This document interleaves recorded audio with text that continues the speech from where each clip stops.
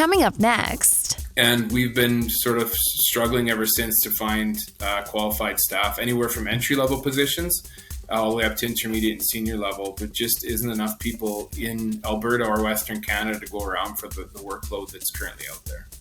The Job Talk podcast shares stories from people who are passionate and love what they do in their careers. Through conversation, we explore their careers, past work experiences, and the education that got them to where they are now. We are putting together a Career Crisis Ultimate interview series. We are asking experts to give their best advice and guidance around work anxiety, career pressures, career goal setting, and ultimately career transformation. To learn more about this special interview series and get notified when it's available, please visit our webpage at thejobtalk.com/help. This is the shortened version from our in-depth conversation. Please visit thejobtalk.com to find the full episode. Today's guest is Ryan Muri. Here's our Job Talk with an environmental professional. I'm always curious about industries like the one that you went into, because when you're a kid, you're not thinking that one day I'm going to be an environmental professional. I have a friend that's in insurance, and he said it was basically the last booth at a career fair that he came across. Yeah. So why do you think you chose to go into environmental sciences? That's a great question. So one of the things that intrigued me is when I was growing up, I grew up in an area with a lot of oil and gas activity. And so a lot of neighbors, friends, family friends, they were in that industry, whether it be on the operational side, so drilling wells, the finance, accounting side. There's a lot of people we knew in that oil and gas industry.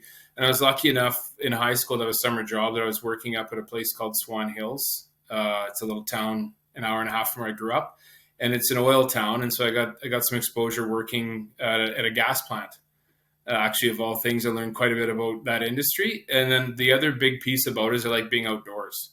So the industry I'm in, there's a ton of field work, a ton of opportunity to see all sorts of places in Canada, to collect data, to write reports. And so that was interesting to me, is to be outside. You're on ATVs, Argos. That was really actually a big draw for me too, being outside, and also. It sounds cheesy, but I did like the idea of environmental protection and those sorts of things.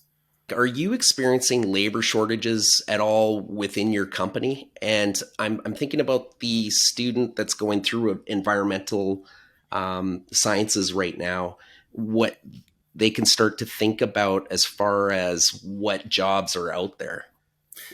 Yeah, Kim, I would put us as an extreme labor shortage in our industry. I don't think I'm exaggerating. We hit a bit of a blip. So COVID, I'm sure you've heard of it. It hit in 2020. And so a lot of our project works almost came to a screeching halt, like everything else did in the world for a few months. And what happened, and this is not proven science, is sort of my interpretation. A lot of people decided to leave this industry. And did not come back when things picked up, which actually was only a few months later, things started to get busy again. So you couple that with, there was a lot of funding opportunities from the federal government. They provided industries that we work with money to reclaim and get rid of old well sites. So that jumped up. And then I think things started to turn around and capital projects came back online. So we went from 0 to 100 miles an hour within about 6 or 8 months. And we've been sort of struggling ever since to find qualified staff, anywhere from entry-level positions all the way up to intermediate and senior level. There just isn't enough people in Alberta or Western Canada to go around for the workload that's currently out there. I mean, you took the initiative to open up the Yellow Pages and just start contacting as many environmental companies as you could. Would you say that would still be a good bit of advice for students, just to start canvassing oil companies, environmental, that kind of thing? Yeah, I would say there's a number of associations too. Depending what your interest is, if you're interested in wildlife biology or fish biology or any of those aspects, the Alberta Society of Professional Biologists, ASPB, they have a website with job postings. The CLRA, Canadian Land Reclamation Association. So there's a lot of and they have a job postings site. The Alberta Agrologist, same thing. So a lot of those sort of disciplines have Alberta affiliations with websites. We use, probably like everyone else, we use Indeed a lot. We post on our website.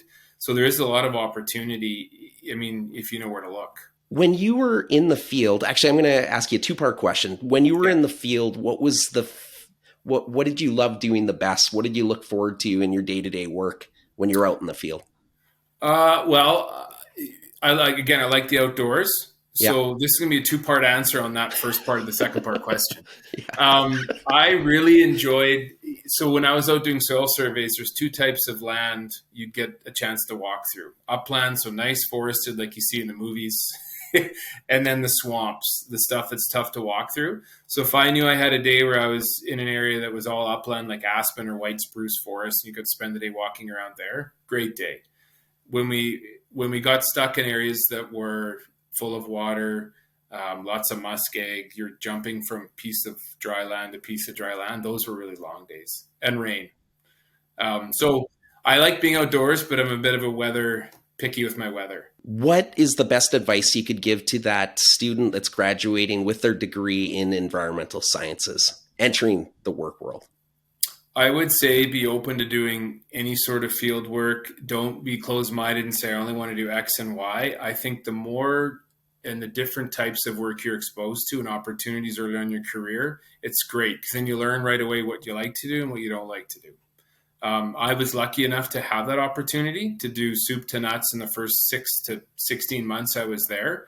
And I learned real quick what was my passion and things I could leave, not really want to deal with. And I would suggest that be open-minded. Don't just look for one type of role, and take as much field work as you can get. Don't be turning that down. I think that's invaluable. It just makes you a better professional when you get to a position where you're actually building budgets and you're doing programs. You understand what it takes to execute the work. So that's that would be my biggest suggestion for people getting into the industry. Thank you for tuning in to the Job Talk podcast. For more information, please visit us at thejobtalk.com.